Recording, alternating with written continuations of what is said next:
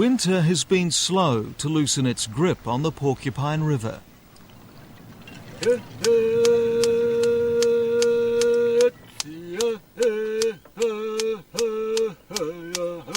At last, the caribou are coming.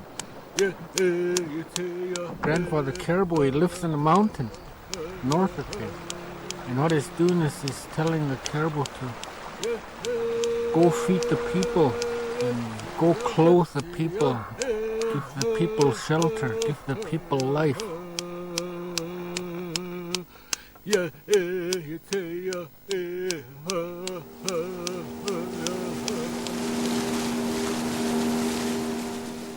Waiting has been hard, but the Untitled people of Old Crow Village have been patient. So you think we'll have some success today? You think today's a good day? Oh yeah, we're going to get caribou. Caribou's going to come.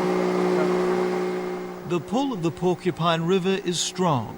It's where the massive herd gets its name. And as they've done for generations, the Porcupine Caribou, more than 100,000 of them, are making the long migration from their winter feeding range in Canada to calving grounds on the edge of the Arctic Ocean, deep inside America's Arctic National Wildlife Refuge, ANWR.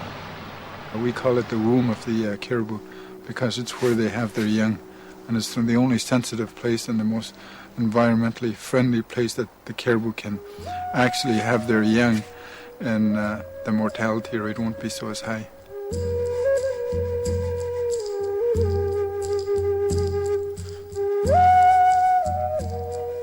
For the Gwich'en, who call themselves the Caribou people, the coastal plain in the high Arctic, beyond Alaska's Brooks Range, is sacred.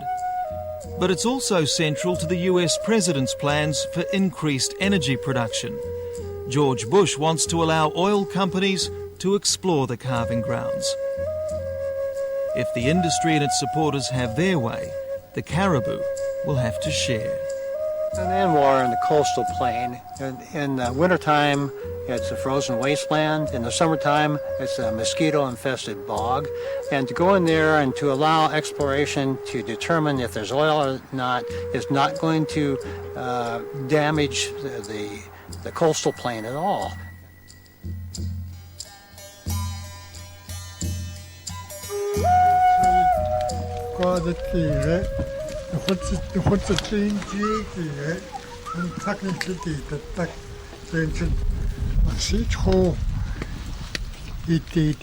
For one Old Crow family, prayer opens a celebration.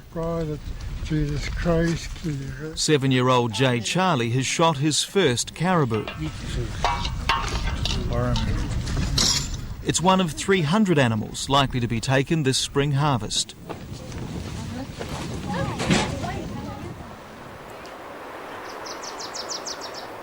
The meat will be prepared in the time-honoured way, in his grandmother's smokehouse.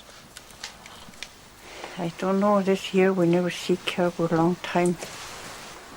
We're just hungry for meat. All that caribou came. What do you eat if there's no caribou? Store meat. It's not as good? It's good, but it costs too much.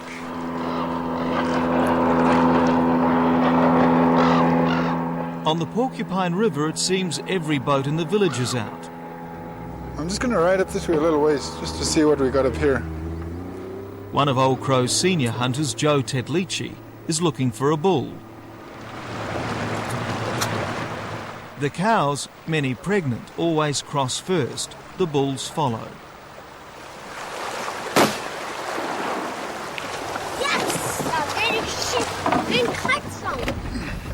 In the swift-flowing current, the caribou are helpless.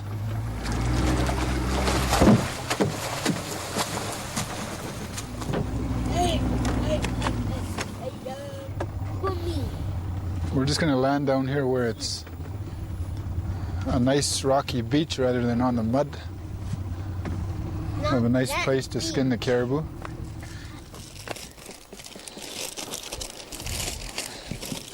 For Joe and his 5-year-old son Jamie, the hunt isn't a weekend pastime.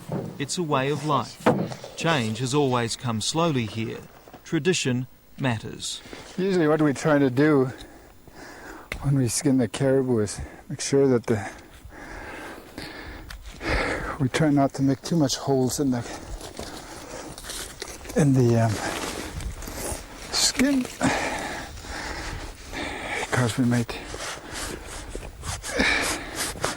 use the skin for tanning. And The harvest will provide meat for the summer. From the head to the hooves, nothing is wasted.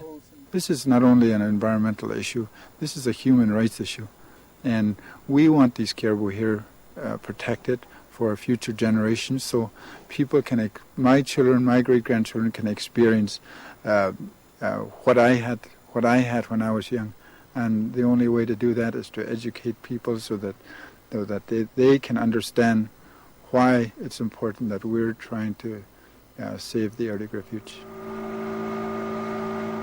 The future of the porcupine caribou is shaping as a key issue in whether to allow oil exploration.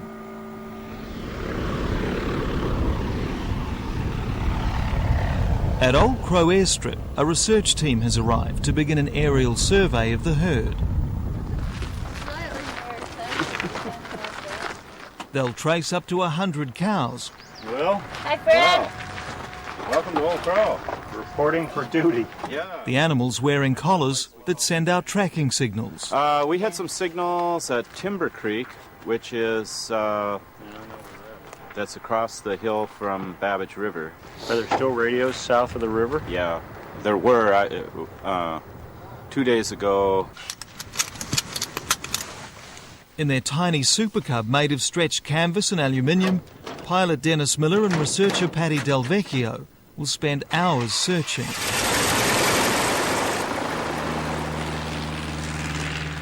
Looking for the collared cows and any newborn calves on the herd's 600-kilometre trek. All right, well, I'll start descending. We'll see if we can see it. It looks pretty mottled up there. But there's caribou everywhere. Look, scattered all through here. For those lucky enough to witness this unique natural wonder, there's a clear message. If every citizen in our country could experience and see what I've been fortunate enough to see and experience, there would be a very strong message sent to protect this place and keep it. It's too valuable. There it comes. Hey, 2 antlers. No calf that I saw. Swing around and make another pass. Since a peak 12 years ago of nearly 180,000, the herd has been in steady decline. 3 years ago it had shrunk to 130,000 animals. And that was before 2 back-to-back late springs, when calves born outside the coastal plain have to struggle through deep snow. And these lakes down in the Old Crow Flats are too much water, too much snow still. Later, after 8 hours flying, the team is comparing notes back at base. The news is gloomy. There's a fair amount of random calves out there. They aren't showing up so much with all the collared animals, but they're not infrequent. Yeah. And they're walking, they're dropping them and getting in line, which is tough on the calves. Yeah.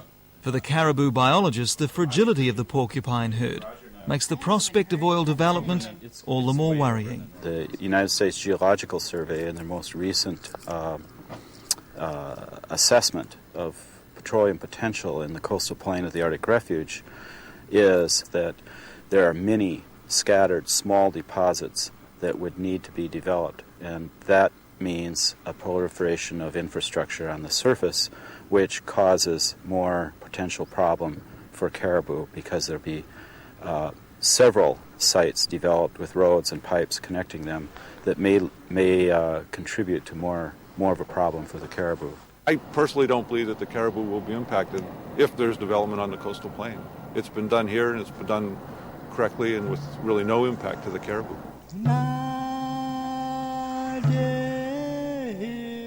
Northwest of Old Crow, centred on Prudhoe Bay, America's giant North Slope oil fields already stretch across much of the coastal plain, stopping short of the calving ground inside Anwar. For 20 years, as the North Slope fields have grown, the refuge has been off limits. But for conservationists, the deal to preserve the Arctic wilderness came with a sting in the tail. In fashioning a compromise in 1980, the US Congress left open the possibility of oil exploration on the last 5% of the coastal plain that wasn't already subject to development. It was called the 1002 area. A tiny fragment of the whole wilderness, its ambiguous status guaranteed the bitter and emotional debate that's followed ever since. Eager to show the advances in technology and how safe oil production can be, we've been invited to BP's Arctic operation in Prudhoe Bay. The field has 1.2 million total in the field, and as technology grows, this will be coming online sometime in the fall. Across the North Slope, a frenzied search is underway for more oil. Production peaked back in the 80s and has been falling ever since. Though the figures are disputed, geologists believe that underneath the tundra of the 1002 area, the oil companies could find another 3 to 16 billion barrels of oil. The US consumes about 7 billion each year. And by using new techniques, smaller pads and advances in directional drilling, the industry says it would leave only a small footprint on the calving ground. It's a technique where you first drill down in a vertical direction, and then you turn the drill bit and you actually drill out in a horizontal direction so you can reach away from your drilling island or your platform. And what's the advantage of that?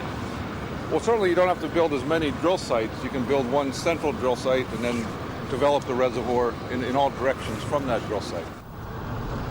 With gravel roads and hundreds of pipelines, the industrial sprawl of the North Slope fields now reaches over some 2,000 square kilometres. And though we stop for what our guides describe as wildlife opportunities, there's no denying the impact on the Arctic landscape. The oil companies here on the North Slope already have access to 95% of the coastal plain. Why do they need the last 5%? I think the question to ask is why not? You know, that area was set aside. It wasn't made a wilderness. It's part of the Arctic National Wildlife Refuge, but it was set aside specifically so Congress could decide in due time whether it should be open for oil and gas development. You know, there's nothing over there now, and some people just don't want anything there, regardless of, even if you can do it right, they just don't want anything over there.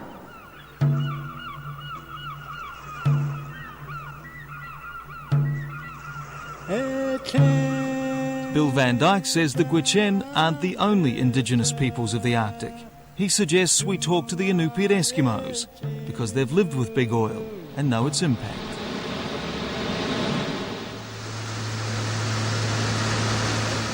"30 minutes out of Prudhoe Bay, under low-hanging sea fog, lies Nuiqsut. Welcome to Nuiqsut. A tiny village on the coastal plain, the Inupiat Eskimos who live here find themselves increasingly surrounded by oil activity. Unlike Old Crow, Nuiqsut is still waiting for the spring hunt, waiting for the ice to release the Nachillik River.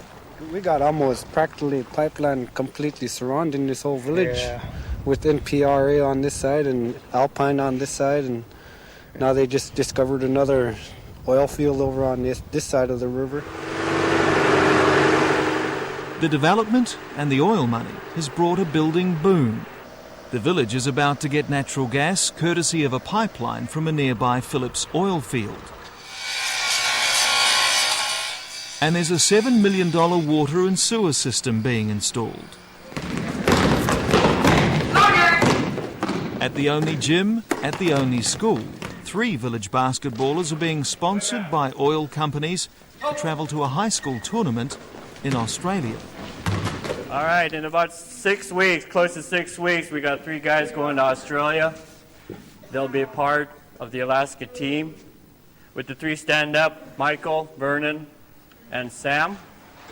These 3 young men are going to represent the state of Alaska and this village at Australia this summer next month. Down the road, the city hall has been swamped with grants.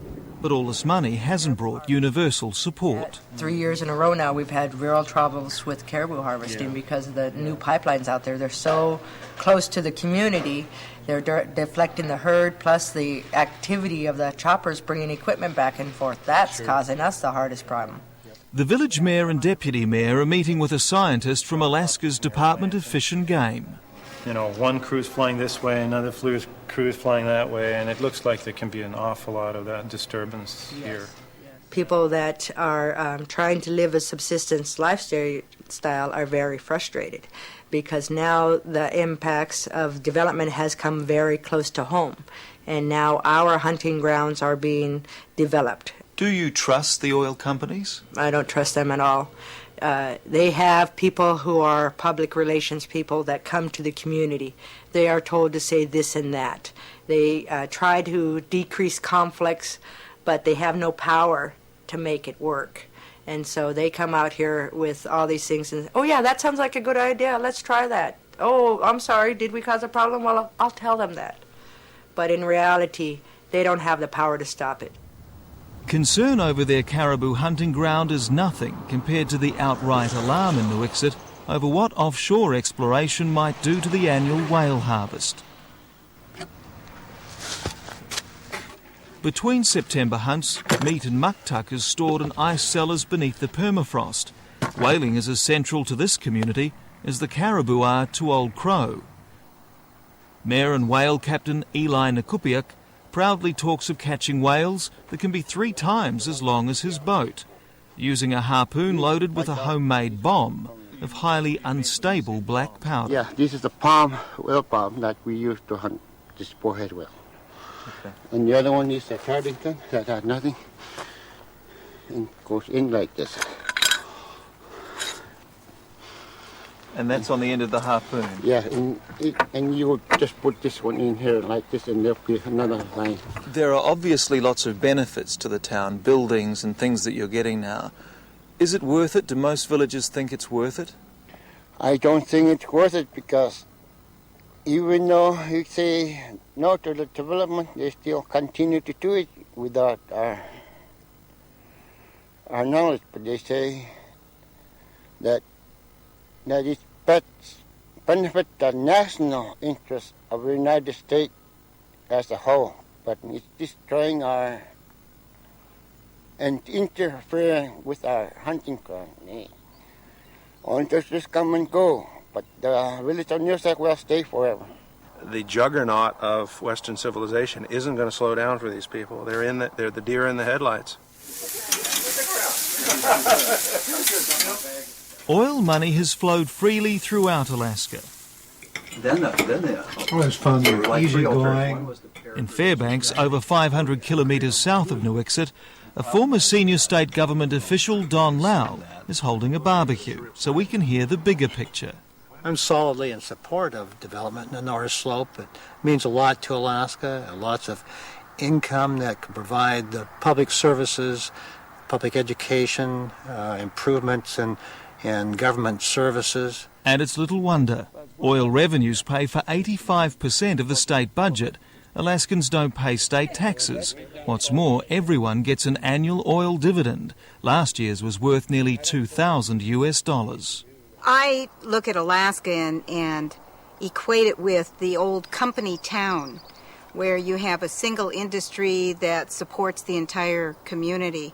I think Alaska is like that. I think that's a real problem politically in the state. The state is incredibly bizarre in a political sense because we all get a great deal of vested interest from the oil development, but we have no way of influencing our legislators in any normal democratic process because they are not beholden to us. Is it healthy that the oil industry has so much influence over Alaskan politics? Well, I don't think it is. I think that it's the 900-pound gorilla in Alaska, the oil industry, and it clearly has a major influence on the politics of the state legislature. And it's a difficult thing to maintain an independent view when that's the case. I mean, certainly they're major contributors to a lot of campaigns, and that has its effect.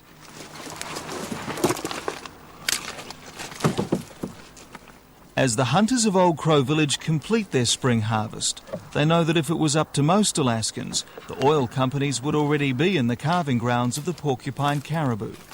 But it isn't. Though they rely on the oil that's pumped along the Trans-Alaska Pipeline, the lower 48 states of America are more evenly divided, and because of that, the US Congress has shown some reluctance to open up the refuge. But America has a new president with a new energy policy. It says the country should produce more rather than consume less. The final decision will be taken far away from this extraordinary place. But with industry reaching ever deeper into the Arctic, there is another question to consider. Can there ever be a place or time to simply stop?